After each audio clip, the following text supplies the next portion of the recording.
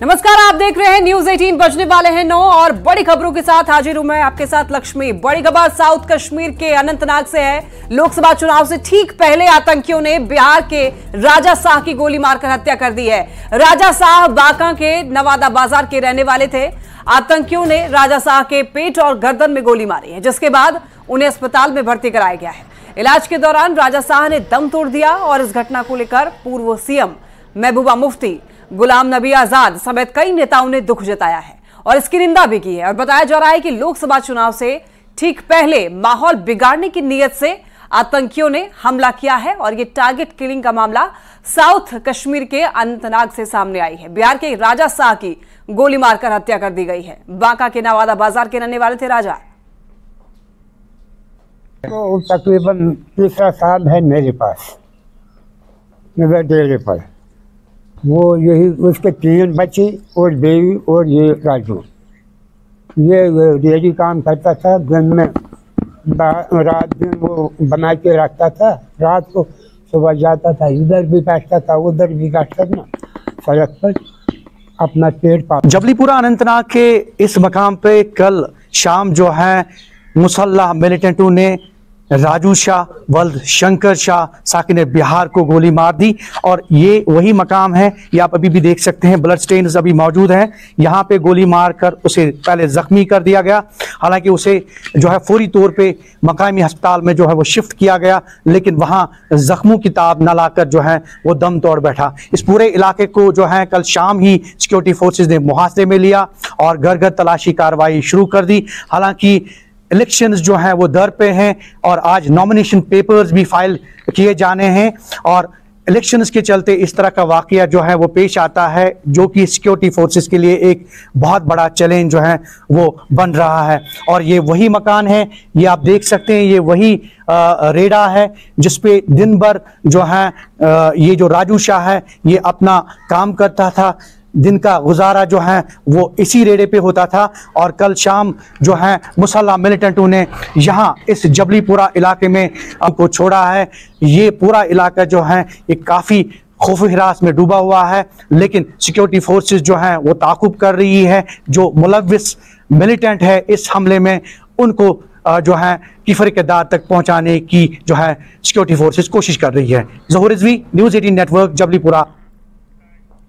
और अब बात कर लेते हैं लोकसभा चुनाव की। कल देश भर में 102 सीटों पर वोट डाले जाएंगे, जिसमें कि बिहार की भी 4 सीटें शामिल हैं। बताते चले आपको, जमुई, गया, औरंगाबाद और नवादा में वोटिंग होगी पहले चरण की। जिन 4 सीटों पर चुनाव होना है उनमें मुख्य मुकाबला दोनों गठबंधनों के बीच ही है और नवादा में निर्दलीय प्रत्याशी संघर्ष को त्रिकोणीय बनाने में जुटे हुए हैं। तो इन सभी 4 सीटों पर महागठबंधन की ओर से आरजेडी के उम्मीदवार चुनावी मैदान में हैं, तो एनडीए की ओर से औरंगाबाद और नवादा में बीजेपी के उम्मीदवार चुनावी समर में ताल ठोक रहे हैं। गया में हिंदुस्तानी अवाम मोर्चा और जमुई से लोजपा रामविलास भाग्य इस बार आजमा रही है। तो आपको बता दें, बिहार में 4 सीटों पर पहले चरण में चुनाव होने हैं।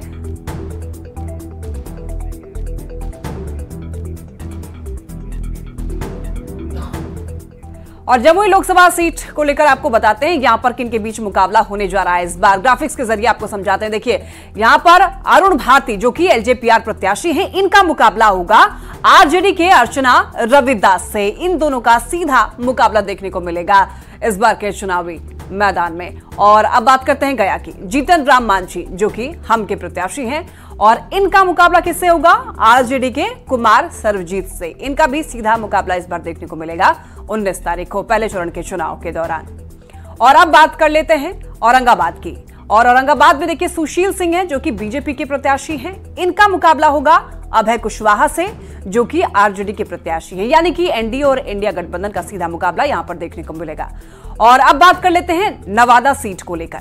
नवादा सीट से विवेक ठाकुर भारतीय जनता पार्टी के प्रत्याशी हैं और इनका मुकाबला आरजेडी के श्रवण कुशवाहा से होना है। लेकिन यहां पर मुकाबला थोड़ा दिलचस्प हो जाएगा क्योंकि यहां पर निर्दलीय प्रत्याशी है विनोद यादव। तो त्रिकोणीय मुकाबला यहां से देखने को मिलेगा। और आपको यह बताते चलें कि इस बार 19 तारीख को पहले चरण का मतदान होना है। चौथे चरण के चुनाव के लिए अधिसूचना जारी कर दी गई है। निर्वाचन आयोग ने जारी की है अधिसूचना और आज से चौथे चरण का नामांकन भी शुरू हो गया है। आपको बता दें कि आज से 25 अप्रैल तक नामांकन किया जाना है और चौथे चरण के लिए 13 मई को मतदान होगा। तो बिहार की 5 सीट पर चुनाव होंगे। दरभंगा, उजियारपुर, समस्तीपुर, बेगूसराय और मुंगेर में चुनाव होंगे। तो झारखंड की 4 सीट पर, अब हमने बिहार की बात की, अब आपको बताते हैं झारखंड की 4 सीटों पर चुनाव होना है। खूंटी, पलामू, लोहरदगा और सिंहभूम। तो आपको बता दें कि झारखंड के लिए यहां पर यह पहला चुनाव होगा, यानी कि हालांकि आम चुनाव का ये चौथा चरण होगा, लेकिन झारखंड के लिए ये पहला चरण खूंटी, पलामू, लोहरदगा और सिंहभूम पर चुनाव होना है। तो 13 मई को मतदान होगा।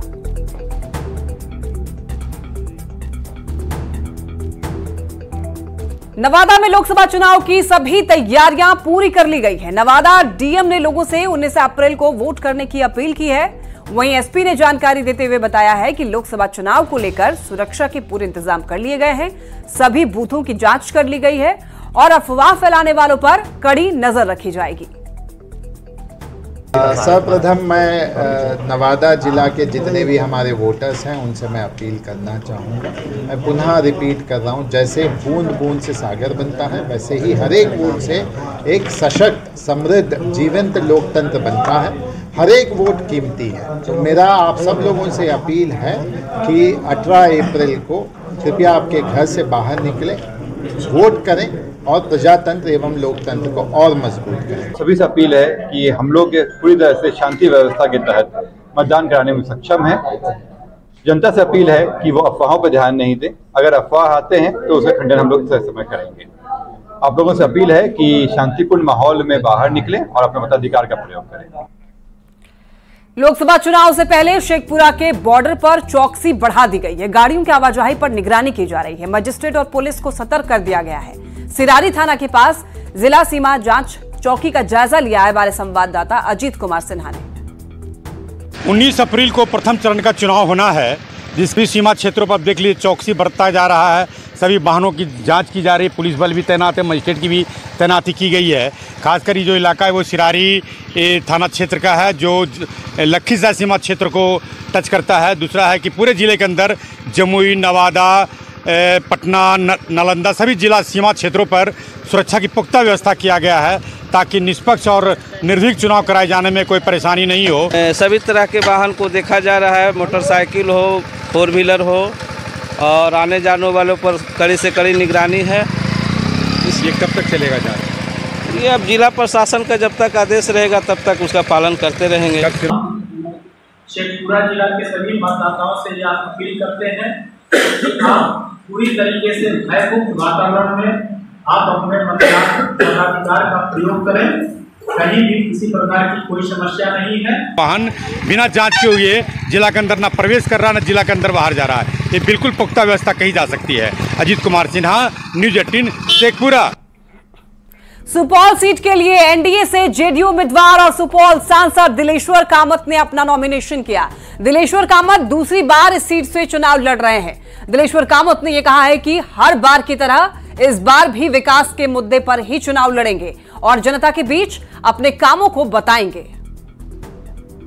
मुद्दा है विकास। जनता विकास चाहती है और गत 5 वर्षों में, हालांकि दूसरा वर्ष जो था कोरोना में गया, जो बचा हुआ समय रहा उसमें क्षेत्र के विकास के लिए ही मैंने काम किया।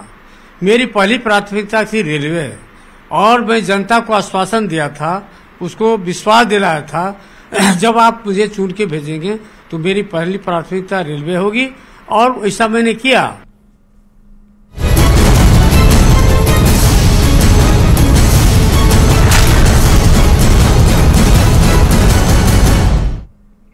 और रांची से एक बड़ी खबर है। बड़गाई की 8.86 एकड़ जमीन का यह मामला, आरोपियों की रिमांड पर आज सुनवाई होनी है। आपको बताते चले कि 1.16 एकड़ जमीन गैर आदिवासी को बेची गई। सद्दाम की डायरी में पैसे देने का ब्यौरा मिला है। ईडी ने कोर्ट को पूरी जानकारी दी है। मंगलवार को गिरफ्तार हुए थे 4 आरोपी। तो आपको बताते चले ये बड़ी खबर रांची से। बता दें आपको, बड़गाई की 8.86 एकड़ जमीन का ये मामला और इसमें 1.16 एकड़ जमीन गैर आदिवासी को बेची गई है, जिसका ब्यौरा जो है वो सद्दाम की डायरी में मिला है। तो ईडी ने कोर्ट को इस बारे में जानकारी भी दी है। मंगलवार को गिरफ्तार हुए थे 4 आरोपी। इसी को लेकर आपको बताते चलें कि आज सुनवाई होगी आरोपियों की रिमांड को लेकर।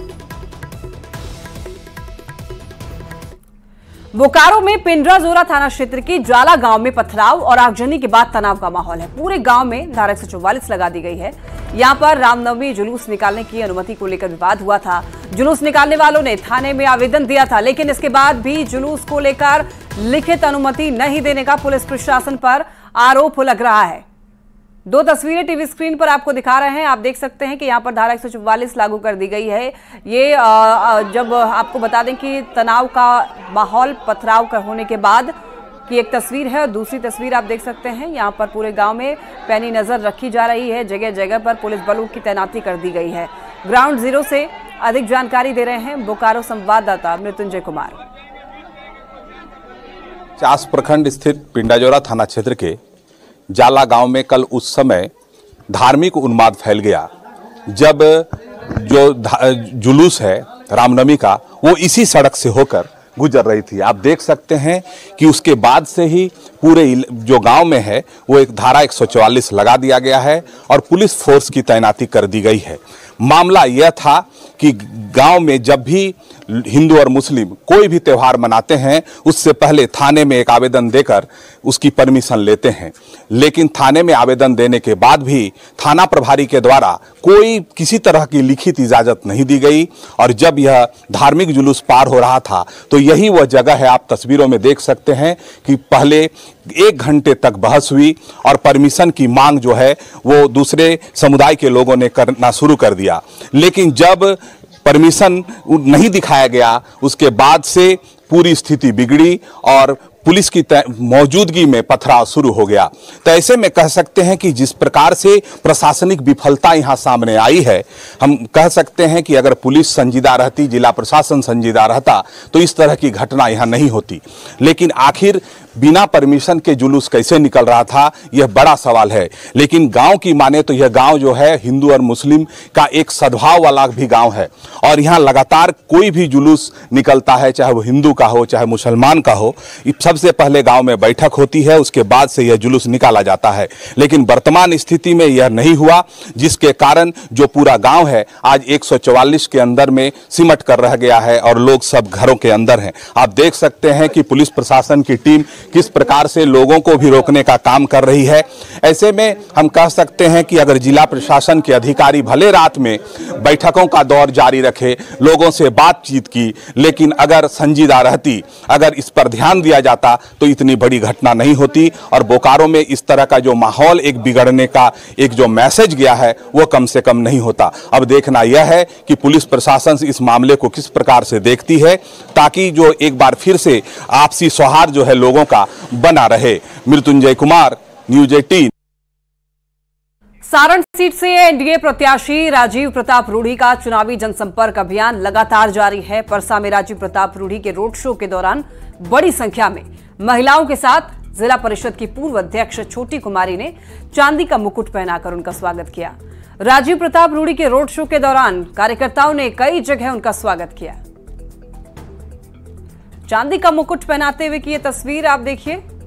एनडीए उम्मीदवार का ये जनसंपर्क अभियान और रोड शो के दौरान उनका जगह जगह स्वागत किया गया। महिलाओं ने खूब उन पर भरोसा जताया है।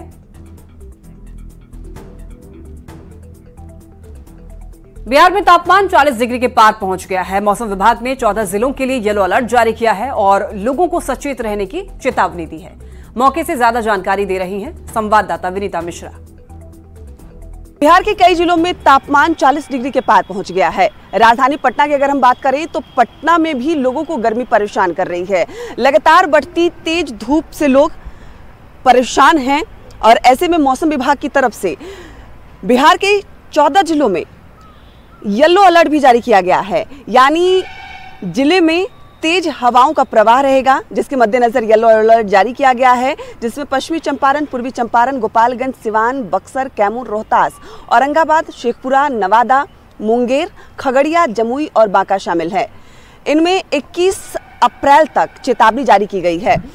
वहीं पटना की अगर हम बात करें तो पटना में 38 डिग्री के आसपास तापमान है, लेकिन लोगों को गर्मी परेशान कर रही है। मौसम विभाग लगातार लोगों को संदेश दे रहा है कि वो सतर्क रहें, क्योंकि जिस तरीके से लगातार गर्मी बढ़ रही है, लू लगातार बढ़ रहा है, ऐसे में बिहार के 14 जिलों में येलो अलर्ट जारी किया गया है। 21 अप्रैल तक यह अलर्ट जारी किया गया है। लोगों से सतर्क रहने की बात कही जा रही है, संदेश दिया जा रहा है। और मौसम विभाग ने कहा है कि पटना में मौसम उतना भयावह नहीं होगा, यानी पटना में मौसम सामान्य रहेगा, लेकिन तेज धूप और गर्म हवाएं लोगों को परेशान करती रहेगी। विनीता मिश्रा, न्यूज़ 18 पटना। गोपाल जी ठाकुर आज नामांकन करने वाले हैं, ये बड़ी खबर आपको बता दें। गोपाल जी ठाकुर आज नामांकन भरेंगे लोकसभा चुनाव को लेकर, ये बड़ी खबर। गोपाल जी ठाकुर आज नामांकन करने वाले हैं, ये बड़ी जानकारी आपको बताते चले। चुनाव को लेकर के तैयारियां जोरों शोरों से की जा रही हैं। प्रत्याशी नामांकन करना शुरू कर दिया प्रत्याशियों ने। इधर गोपाल जी ठाकुर आज नामांकन करने वाले हैं, ये बड़ी खबर। लोकसभा चुनाव के लिहाज से ये बड़ी जानकारी अब तक बता रहे हैं। आपको बता दें कि कल पहले चरण के चुनाव की वोटिंग है। इधर बिहार की 4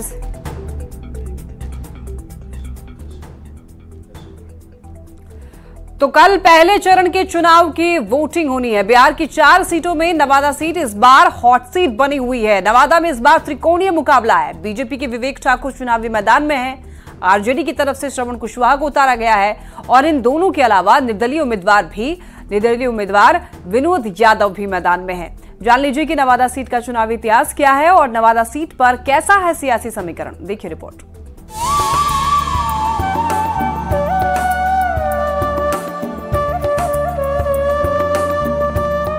जिसकी पहचान बिहार के कश्मीर और सप्त ऋषियों की तपोभूमि के रूप में है, जहां आज भी रामायण और महाभारत काल के कई प्रसंग सुने सुनाए जाते हैं, वो है बिहार का नवादा। नवादा लोकसभा क्षेत्र बिहार का सबसे दक्षिणी संसदीय क्षेत्र है। इसकी सीमा झारखंड से लगती है। राजनीति की प्रयोगशाला रही नवादा सीट का इलाका लंबे वक्त तक जातीय हिंसा और नक्सल प्रभावित रहा है। यही वजह है कि हर एक चुनाव में यहाँ विकास के मुद्दे हवा हो जाते हैं और जातीय समीकरण हावी हो जाता है। भूमिहार और यादव बहुल नवादा क्षेत्र में राजनीति की धुरी इन्हीं दो जातियों के इर्द गिर्द घूमती रही है। कुल मतदाताओं की बात करें तो नवादा लोकसभा सीट पर 20,03,504 वोटर हैं, जिनमें पुरुष वोटर्स की संख्या 10,42,312 है, तो महिला वोटर्स की संख्या 9,61,042 है, जबकि थर्ड जेंडर के वोटर 150 हैं। नवादा लोकसभा क्षेत्र 6 विधानसभा क्षेत्रों से मिलकर बना है, जिसका आजादी के बाद से अब तक कई बार परिसीमन हो चुका है। फिलहाल नवादा लोकसभा क्षेत्र में हिसुआ, वारसलीगंज, रजौली, नवादा, गोविंदपुर और बरबीघा विधानसभा क्षेत्र शामिल हैं। नवादा लोकसभा सीट के जातीय गुणागणित पर नजर डालें तो पता चलता है कि यहाँ सबसे ज्यादा वोट भूमिहार जाति के लोगों का है। नवादा सीट पर भूमिहार 22 से 25% हैं, तो यादव, कोयरी, कुर्मी 25% हैं। वैश्य जाति के लोग यहाँ 8% हैं, तो दलित और महादलित का प्रतिशत 20 है। मुस्लिम आबादी 8% और ईबीसी यानी अत्यंत पिछड़ा वर्ग का वोट 15% है। नवादा लोकसभा सीट का चुनावी इतिहास भी बहुत दिलचस्प रहा है। यहाँ ज्यादातर समय तक कांग्रेस और बीजेपी का ही दबदबा देखने को मिला है। 1952 से लेकर 1962 तक इस क्षेत्र में कांग्रेस प्रत्याशी ही विजयी रहे हैं। 1967 में निर्दलीय प्रत्याशी सूर्य प्रकाश पुरी ने कांग्रेस के विजय रथ को रोका और चुनाव में जीत हासिल की। अगर 1952 से लेकर अब तक हुए चुनाव की बात करें तो नवादा में 8 बार कांग्रेस को जीत मिली, तो बीजेपी उम्मीदवारों ने 4 बार नवादा सीट पर बाजी मारी। 2009 से लेकर 2019 तक नवादा सीट पर एनडीए का कब्जा रहा है। 2009 में डॉक्टर भोला सिंह बीजेपी के टिकट पर चुनाव जीते और 2014 में नवादा से गिरिराज सिंह ने जीत दर्ज की।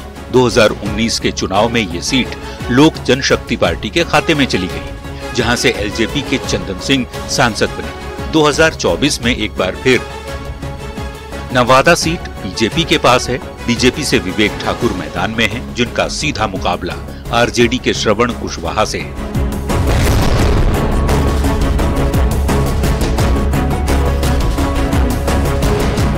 वैसे आरजेडी से भागे हुए विनोद यादव ने निर्दलीय मैदान में उतरकर नवादा की लड़ाई को दिलचस्प बना दिया है।